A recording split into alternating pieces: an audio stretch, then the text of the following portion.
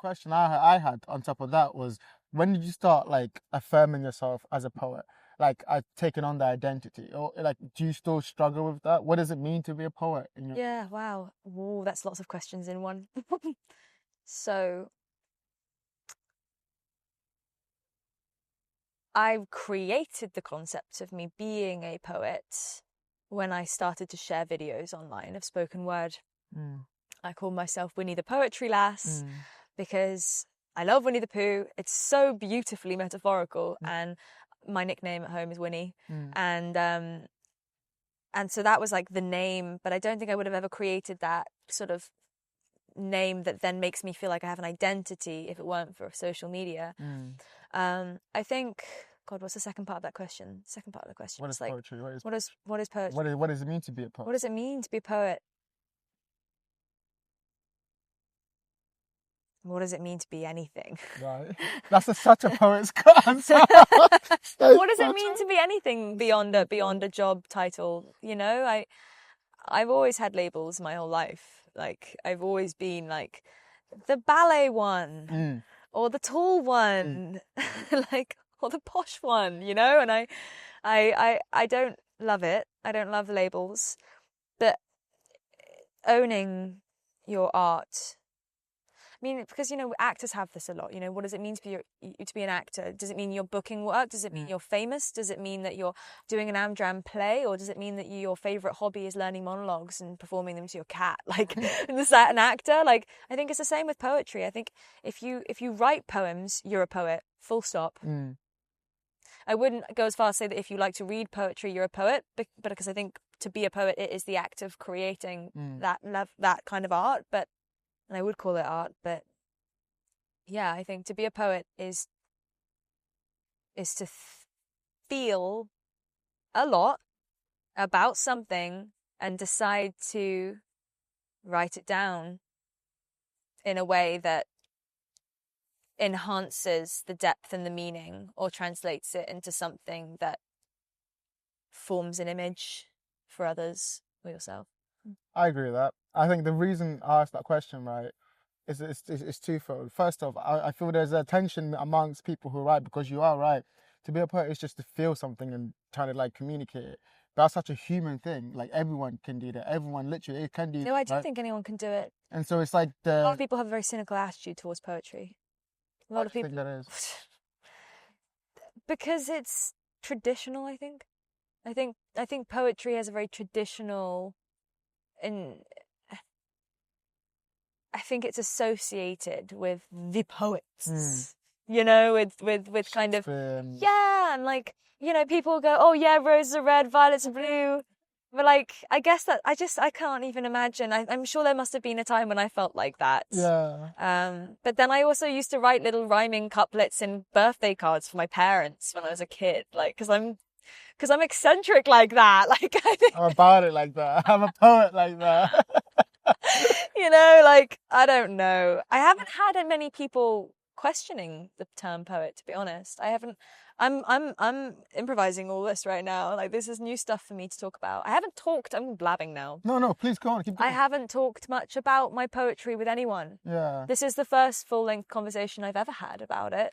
I've never analysed it. I've talked about a specific poem. I've said I've written a poem. I've shared a poem. I've said, oh yeah, I write poems now, but I've never ever delved this deep with anyone before. So I'm kind of shocked at what I'm saying in response. That's the beauty of it. That's the beauty of it. And I think that's what it is. That's a conversation, right? You just kind of like, you don't know what's going to come up. You just say what you feel. And the reason I like doing that, like I said at the beginning, because I feel like you're right. Poets have is an internal world. Right, it's very much internal, which you sometimes share with the external, and then whatever the external says, it's like, okay, how much do I let this affect me? How much do I just let it be what it is? You know, and I think to discuss it as a new layer to that, which is actually, especially with another poet, is actually like, do you see what I see? Like, do you do the same thing? And if you don't, that's interesting. You do it that way. You know, it doesn't say anything about how I do it, but it just also you do that too. You know, it's that recognition of other ways of viewing things. I think is so fascinating too. And on your question about like, what does it mean to be, like, questioning that idea of what it means to be a poet, right? I feel like it's important for poets especially to ask them that, because it gives other people, empowers them to know that we're not here going, I am a poet because I do this, this, and this. We're just like freelancing it. We're just like going, how do I feel today? Do I write a poem today? Because it gives them, because a lot of people, especially amongst my friend group, will go, oh, you're the poet. So you can say the things that I can't. I'm like, no, you can say it too. Like, I think exposure to other poems and poets, poems, no. I'd say exposure to poets or people who write poetry is one of the only ways that I've grown in confidence using that label for myself. You know, I only started open mic performances about like 8 months ago now. Well, I mean, you were there, the first one. And just to see the people there and what they said, what their poems are about, what they were like, how short they were, how long they were. Did they sing them in a funny, weird way that was really clever? Or did they do a 10-minute long piece that I got lost in and then I got found again and then I lost again and then I found again? All of this was such news to me because I saw where I slotted in there and I thought, oh, I can write about that. There was someone who I've met so many people through the open mics, but I've heard people writing poems about all kinds of things, from household objects to memories to people to political warfare to vaginas and and I'm just like, I can write about that. Wow, like it's so hard not to sit down and make notes the whole way through because it's so inspiring. And before that, you know, just kind of finding your way online or whatever it is, it's very different. You do have imposter syndrome, but I think the more you perform in front of people, the less imposter syndrome you have. And I'll bring guests who don't write poetry and they'll come away being like, I want to write poems and come back. Because it demystifies the idea of it, right? It kind of makes it like it is, because it's a human thing. Yeah. They go, oh, I have something to say too, because we all do, right? Totally. And they realize they don't have to kind of conform by this Shakespearean idea of like it has to be rhyming couplets and iambic pentameter and all these things. It's like, what do you feel? How can you say that in a kind of cool way? And it's like, exactly, everyone can do that.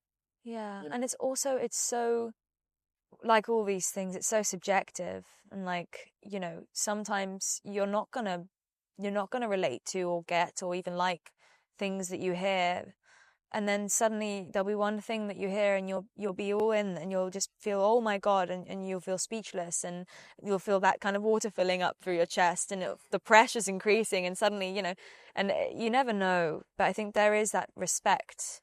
I have a respect for anyone who gives it a go, and I completely agree. I'm lost. I completely agree. It's like you're lost in the love of poetry. I get that too. Okay, so one of the things I always wanted to talk about too with another poet too is the idea of like the relationship between solitude and creation. And I think for me that manifests itself when I am so busy that I can't create.